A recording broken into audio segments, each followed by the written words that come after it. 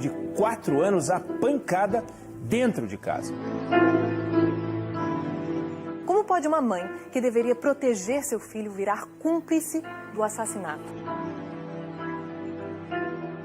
Eu não consigo entender. Você disse que ela cumpriu todo o papel dela agora, mas ela não cumpriu o papel como mãe. Para toda a sociedade, esse crime embrulhou o estômago e matou.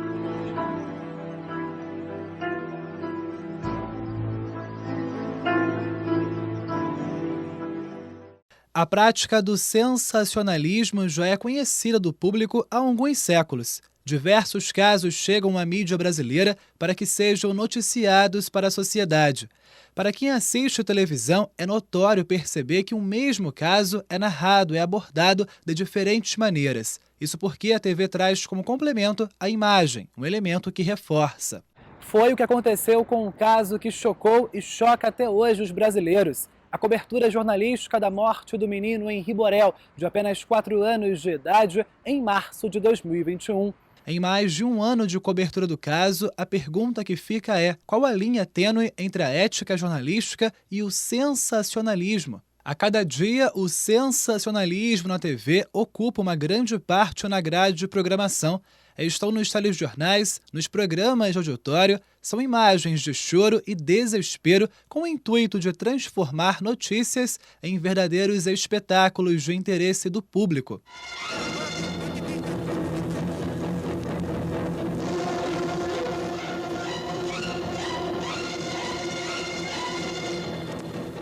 Agosto de 1968, a TV Globo estreia um programa chamado O Homem do Sapato Branco, com Jacinto Júnior. A proposta era mostrar casos policiais e histórias macabras. O Homem do Sapato Branco, ele explorou, ele trouxe como matéria jornalística assombrações, casas mal assombradas em São Paulo. Gente, isso não é notícia.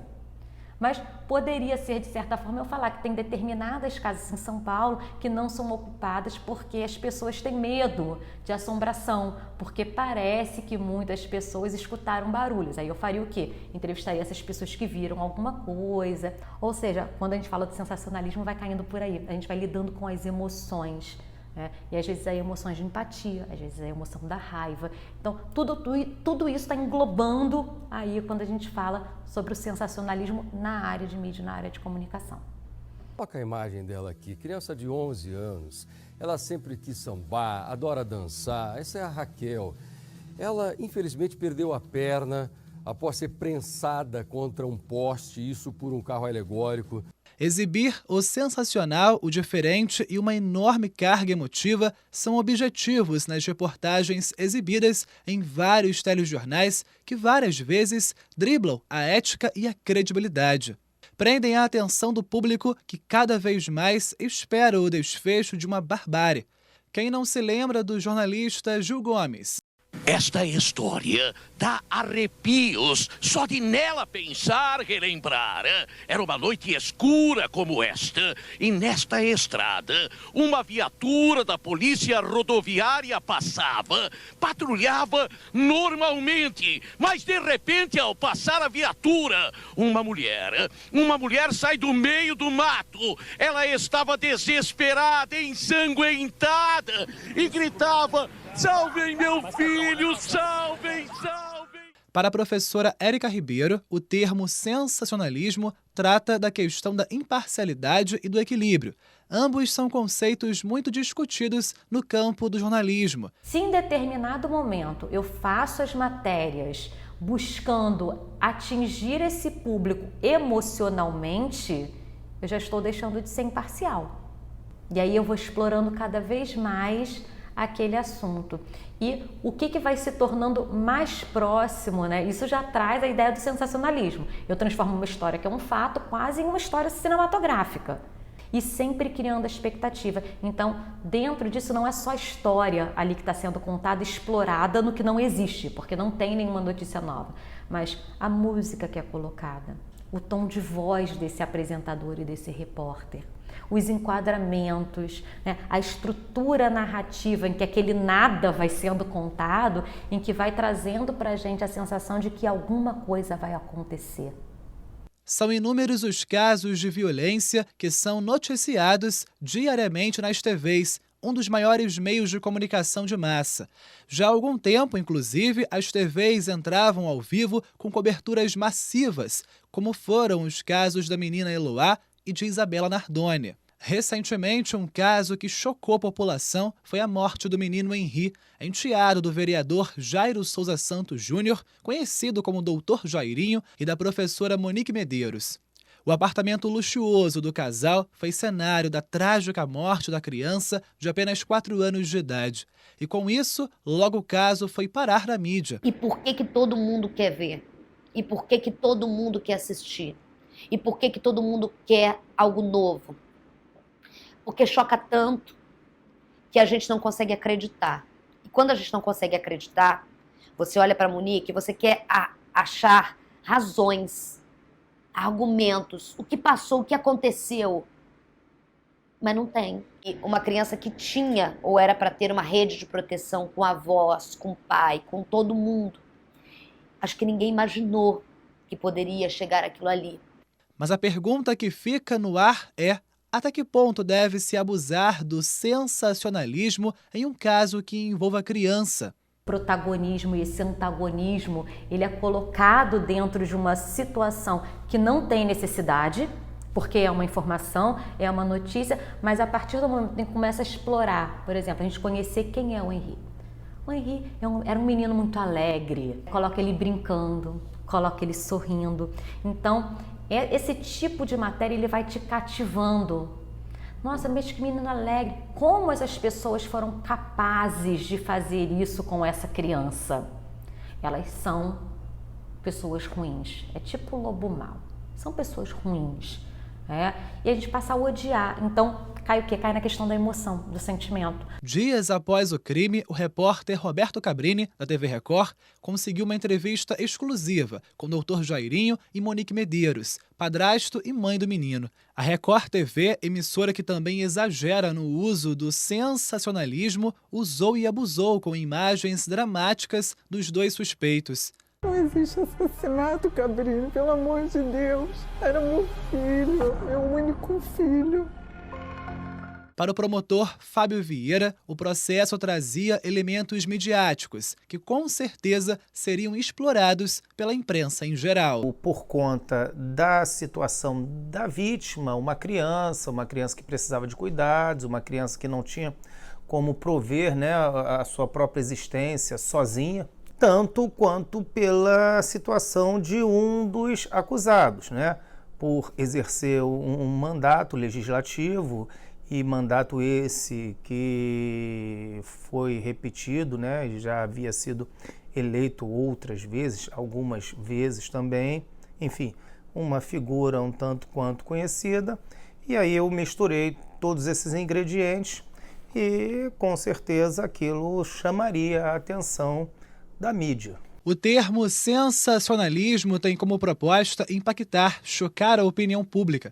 E muitas vezes é tão exagerado que os fatos são deturpados. Resume-se na postura editorial adotada por alguns meios de comunicação. Para a chefe de reportagem da TV Bandeirantes aqui do Rio, algumas regras foram ditadas na escolha de imagens que seriam utilizadas do pequeno Henri Borel. Imagens muito fortes, como por exemplo ele morto já no colo da mãe, nós escolhemos borrar o rosto do Henri, porque era uma imagem muito forte, apesar da gente deixar parte da imagem no ar. Nós escolhemos... O caso Henri não tinha imagens tão chocantes. Eu acho que as imagens mais chocantes do caso Henri são as imagens do elevador da mãe saindo praticamente como se nada tivesse acontecido, porque ela não se desespera, ela não está em pânico, eles estão bem, saindo com ele dentro do elevador. Ali naquele caso, de acordo com o que os boletins dizem, ele já estava morto. Eu acho que aquela imagem foi a imagem mais complicada do como trabalhar. Vamos botar com o rosto, sem rosto, e a decisão foi colocar sem o rosto da criança, apesar da gente saber quem era a criança, apesar da gente saber ter mostrado o rosto dele diversas vezes nas outras imagens de câmeras de segurança. Já outros veículos de comunicação usaram como pano de fundo sobe-som de músicas dramáticas e não se privaram de mostrar centenas de vezes a criança mancando e outras imagens chocantes. O uso dessas imagens levou Leniel Borel, pai do menino, a ter embate com alguns jornalistas. Para ele, foi uma exposição desnecessária. Houve alguns sensacionalismos, teve jornal, e eu tive até embate, até mandei mensagem para a edição do jornal, quando fizeram as imagens do elevador. Sérgio, eu nunca vi as imagens do elevador, eu nunca vi o vídeo, na verdade, entendeu? Acabei vendo relapso de foto através de matéria de jornal, a maioria tampando o rosto do meu filho, mas o vídeo em si, eu sei que meu filho estava morto, porque, claro, eu pedi para minha mãe ver, eu pedi para o advogado, tem o perito, meu filho já está morto ali. No dia 8 de abril de 2021, a história do caso Henri Borel ganhava mais um capítulo. A imprensa aguardava em Bangu, logo nas primeiras horas do dia, a chegada da Polícia Civil para cumprir o mandado de prisão contra o então vereador Jairo Souza Santos Júnior, conhecido como Dr. Jairinho, e a professora Monique Medeiros, mãe e padrasto da criança, acusados de estarem envolvidos na morte do menino. O principal telejornal da Band mostrou todos os detalhes da história. O laudo do IML apontou que o menino de 4 anos teve múltiplas lesões na cabeça e abdômen. Chico, menina. Chico, eu quero ver o seu equilíbrio, vai. Isso, melhorou. Nós encontramos prints de conversa, uma conversa entre ela, a mãe e a babá, e ali ficava revelada uma rotina de violência que o Henri sofreu.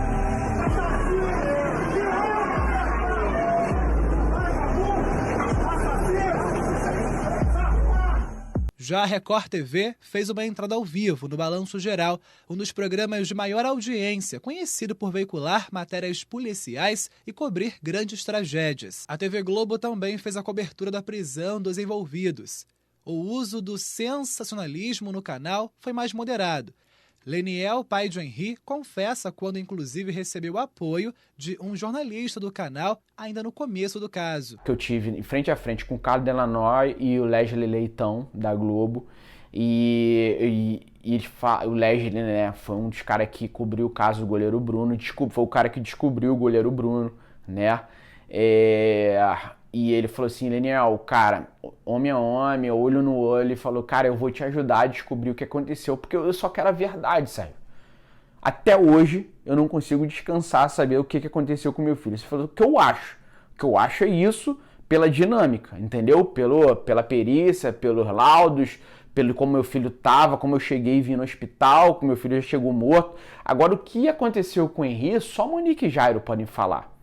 O primeiro advogado do casal, André França Barreto, chegou a dizer que o sensacionalismo midiático influenciou na decisão da juíza Elizabeth Machado Louro em determinar ainda a prisão temporária de Jairinho e de Monique Medeiros. Mesmo com a prisão do casal e as investigações ainda em trâmite, a imprensa ainda corria atrás de fatos que pudessem sustentar fatos sensacionalistas. A jornalista Paola Serra, do Infoglobo, conta que a chefia pautou uma matéria sobre a relação de Henri Borel com sua cachorrinha Olívia. Matéria essa que a repórter se recusou a fazer. Eu lembro que na ocasião da cobertura, uma das matérias que me foi pedida, que me foi sugerida, foi para fazer um perfil sobre a cachorra do Henri, a cachorrinha do Henri, a Olívia, que era um animal de estimação que ele tanto gostava e prezava e tinha por perto. E naquele momento eu bati o pé e disse não, que não era realmente um fato relevante ou que ajudasse a compor aquele quebra-cabeça de mistérios que tinha até então. Essa matéria, por exemplo, me foi sugerida, me foi pedida e eu nunca executei, eu nunca fiz essa matéria por achar que realmente fugia um pouco do cerne da questão ali, que a dúvida era quem tinha cometido aquele homicídio ou quem supostamente participou da morte do menino. O nosso dever sempre, e o nosso desafio é sempre manter a exatidão nos fatos, né? Sem nenhum tipo de sensacionalismo. Ao ser questionado sobre a questão midiática dentro da esfera do direito penal, Tiago Menagé, professor universitário e advogado de Monique Medeiros, afirma que houve exagero por parte da imprensa no uso do sensacionalismo na participação da mãe da criança. Eu acho que a mídia exerce uma influência muito importante no sentido de esclarecimento dos fatos para a população. Eu só vejo o problema quando a mídia muitas vezes ela toma um partido, né? Quando ela toma determinados canais ou determinados profissionais, acabam quedando para um lado ou para o outro, e isso pode sim afetar diretamente no processo. É inevitável que uma pressão midiática, digamos assim, ela exerce influência no resultado, na atuação das partes. Tudo passa a ser muito mais cauteloso, tudo passa a ser muito mais cuidadoso. A televisão ainda é um meio de difusão de informação que mais atinge pessoas no país em conjunto com o celular. É o que aponta uma pesquisa do IBGE feita em 2019. É notório perceber que se o sensacionalismo ainda ocupa um bom tempo em reportagens na TV, é porque com certeza existem pessoas que consomem e absorvem esse conteúdo de forma apelativa. Tragédia, morte, destruição, repetição, Silvana. Repetição. Com a tecnologia, o então telespectador, que antes era só passivo, hoje passa a ser, além de consumidor, também produtor, o que aumenta a possibilidade cada vez mais de produzir imagens sensacionais que, na mão da grande imprensa, se tornam conteúdos sensacionalistas.